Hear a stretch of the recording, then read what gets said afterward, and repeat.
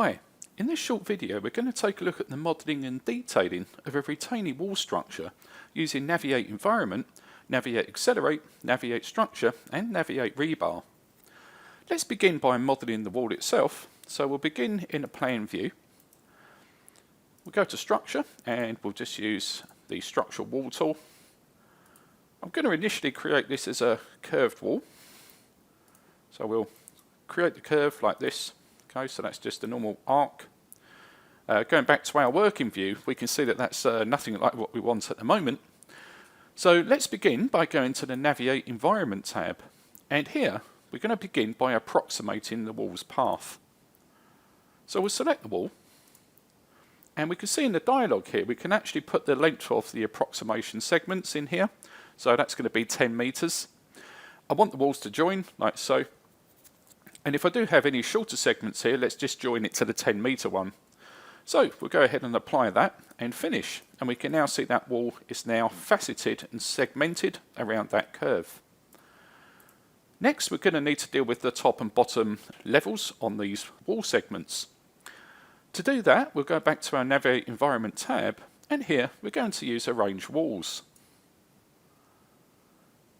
In the dialog here, you can see that no walls are selected, so we'll make a window selection set of all of these walls. We can see that we've got a minimum height of 450, so the wall will project above the topo, 450 millimeters. Same for the depth, that'll be to the foundation. And here you can see that we're having a step of 1,000 there. If we make that too small, then we'll end up with lots of different wall segments. And we're rounding this off at 50 millimeters. So again, we'll select OK here. And you can see Naviate Environment has now stepped that wall according to the topography. If we select this part of the topo solid here, we can clearly see underneath here all of the steps in the foundations. Let's now add our foundations in. So to do this, we'll go to our Structure tab. We'll go to a wall foundation. I'm going to use Select Multiple here, and we'll select all of those walls and finish. Now straight away I can see that these are actually the wrong way round, so we'll go ahead and select all the walls again. The location line, I think I'm going to need to flip that, so we'll do that. So we'll select all of those. We'll make the location line the wall center line, and now when we press spacebar we can see the foundation has now updated. We're also going to need some safety railings across the top of this retaining wall structure. So again, we can use Environment to help us with that. So we can see here we have wall railings. We can select all of the walls. And then in the dialog here, we can choose our railing type. And we can now see those railings are added in. Great. Okay, so now let's switch across to a different view. So we'll go to our 3D rebar view, and we can now see all of these wall segments. What we're going to do now is add some reinforcement to the first wall. So I'll select the wall first, and we can see that we can put a mark on here. So I'm just going to give that a mark. That's going to be wall number 1. Obviously there we could do wall number 2 and so on. But a quick way of doing that is we could go to Accelerate here. We could go to Edit Parameters. I could go and find my category, which is of course going to be walls. And then what we want to do here is be able to see the mark. Okay, so that's going to be an instance parameter. We'll go and find mark in here, and you can now see we've got W01, so I'll just drag this through the list. We'll do a fill increment in here, and we'll update the values. And now of course I can see that each wall then has that particular mark. If we wanted to see that quickly, we could use our Color Elements tool in here. We could go to the wall again, and again we could actually select mark from the list in here. So let's go and apply that. And again in here we can see all of those colours referring to the various different marks in the list. Great, so with that done, we are now ready to place some reinforcement. So we'll select this wall panel here. We'll go to our Rebar tab, and you can see here we have wall reinforcement. So I've already configured the wall reinforcement dialog, but just to talk through what we're going to end up with, we have our vertical bars on the second layer, horizontal bars on the first layer. We're using H12s with a 200 spacing, again for the near face and far face over there. We're going to have U-bars closing off the top of the wall, and we're also going to have U-bars closing off the left-hand side of the wall, but no dowels or connectors on the right. So we'll apply that, And now we can see very clearly all of that reinforcement presented. Okay, now looking at this, we want to just double check that none of these bars are going to be over a stock length, so we can use our colour rebar tool, which is a bit like colour elements but specifically for reinforcement. I can see now that these bluey coloured bars here are probably going over stock length. I want to actually keep my stock length to 10 metres, so I'll select this. I'll make a selection set of those so we can actually see what's going on there, and what we'll do here is we'll use splice. So we're going to splice the rebar. In this example, we're not going to use staggered laps, but we could do if we wanted to, of course. And we'll start with our first splice at 6 metres. Okay, I'm quite happy with that, so we'll finish that. And then what we can do is just refresh the colour elements dialog here, and we can see we've got one more on the other side, so we'll splice that one too. So we'll go to splice. This time I'm going to have it 6 metres from the bottom, like so, and we'll finish. Okay, so none of the laps are now in the same zone, as it were. Okay, again, we can just double check that by refreshing colour rebar, and we can see very clearly now none of those bars are actually over stock length. Okay, let's proceed down to the footing and the foundation. So again, here you can see I have a foundation reinforcement tool. We'll select our footing. In the dialog here, we're not going to actually apply any top bars to this design, but we will to the bottom bars. So we can see we can set the transversal bars first. So at the moment we're using 16s. Okay, I'm just going to change that to 20s, and we're using a U-bar shape, shape 21, and again we've got a spacing of 200. Going for the longitudinal bars, we've got H20s once again, and here we are using straight bars. So we'll apply that, and again here we can actually now very easily see all of that rebar has now been placed out. Just going to make some adjustments to these bottom bars in here so they're sitting within the right zone, like so. Okay, and finally, of course, we've got to actually have a connection between the foundation and the wall. So we'll use our connection tool. We'll select the bottom of the wall, and we'll select the host, which is the foundation. Once again in here, we can actually see all of our different connection types. So we're going to go ahead and use L bars here. At the moment, you can see that we've got a lap of 1000 millimeters. So that's going from the top of the foundation up, so that's great.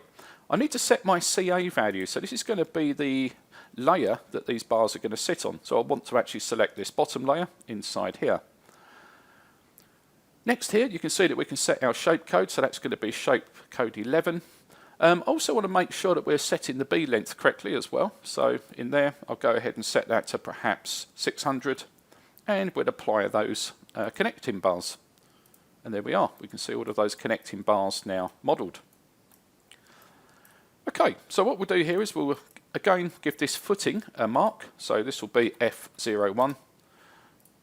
Again in there, if I wanted to go through and do all the others, which I will do, I'll go to Accelerate. We'll go to Edit Parameters. In this case now, we want to go to Structural Foundations inside here. Okay, and again we want to actually better see the mark inside here. Okay, so there's F01, and again we can just very easily fill increment down through all of those other elements. Great, okay. So next thing we want to do is start to actually give these reinforcement bars partitions, and this will control how they actually appear in schedules and drawings and so forth. So I've selected the wall over here, and again we can use Naviate to help us make a selection of the rebars. So here you can see I can go ahead and select all the rebars from the host itself. So there they are. Looking at the partition, I'll give this the same mark. So this will be W01. We'll do a very similar thing with the footing below. So again, I want to actually better select all the rebars in there again. So we can do that. Select rebar. Okay, and here this will be F01 for the footing. So let's now think about the scheduling of these reinforcement bars. So again on the Navigate Structure tab, we're going to go ahead and use our rebar numbering tool. In here, I'm going to go ahead and refresh all the partitions. Okay, we can see here we have F01 and we have W01. Notice there's no bar mark on this at the moment, so we can go and add those bar marks in, and then we can just save those to commit those bar marks in there. We'll go to F01, and I can see that's already got some bar marks in there, so that's great. So what we can then do is create a bending schedule from this. In this case, I'm just going to create a bending schedule on the first wall segment in here. So again, you can see it's going to create an Excel document in here. Looking at this, we'll just write that out, and you can see it's now opening up Excel. And if we zoom up on this, and here you can see that we have a bending schedule complying to British Standard 8666 2020. Okay, so we've got the weights there and the total weight on each page. So let's now look at the detailing of that rebar. So we'll go back into a plan view. I'm going to use Naviate Accelerate here, and we'll just create some section tools in here. This will just help me section off this wall. So we'll start by sectioning the centre line of that wall there. So we'll go and pick the centre line of this one. Again, you can see how quick and easy it is to set up all of these sections. Okay, so now if we go and open up that sectional view, we can see the rebar. So we'll just adjust the crop a little bit in here. And what we're now going to do is just show a single bar from each of these rebar sets. To do that, we can go to our Structure tab, and we're going to use our new tool, Multi-Rebar Presentation. So we can see, click of a button, it's now presented all of those rebars for me. We'll now start to detail these, so we'll go to our Annotate tab. We're going to go ahead and use our aligned rebar in here, so this is just going to be how we tag this off. So I'm going to have the tags on the left-hand side of the drawing over here. Okay, so we'll just add those tags in as we see fit. Okay, maybe something like that. Obviously I can do the tags in the opposite direction as well, so we'll have these on the top of the view, like so. And there's all of the wall tags detailed. Next thing we want to do is obviously be able to recover some layers in here. So again, we can use our Naviate Structure tool for that. And in here we're going to create rebar placement. And this will now recover all of the layers and add those to the drawing. Okay, and there's our reinforcement layout. Let's just have a general overview of the retaining wall itself. Again, to create a developed elevation of the wall is quite difficult just using Revit. So we'll go back to our Environment tab over here. We'll just switch into a 3D view for the moment, like this. And here you can see I've got wall layout. So we'll select all the walls like we did before. We'll pick a face. We want to present the front face and have that developed out. Looking at the settings inside here, I want to have the elevation base from the survey point, and we'll probably have these stepping out at, let's do this at 2 metre sections in there, and we'll create this developed elevation. And there we are, we can now see that developed elevation created. And of course I can now dimension this and detail this as I see fit. So we'll just go through and create some aligned dimensions inside here. Okay, we'll place those up over here. And again then, if we wanted to just start to put some levels down and so forth, we could go ahead and do that. So in this case, I'm going to use the vertical spot elevation inside here. And again here, we could just place out these levels as we see fit. Okay. Great. So there we are. So just in a few moments, we've been able to model a full retaining wall structure. We've been able to get all of the levels tying into our existing ground, and obviously the foundation's done. We've presented and created all of our stepped footings, and we've even added reinforcement and detailed that rebar, all using Naviate technology. Okay, hope that was useful, and catch up with you in the next video.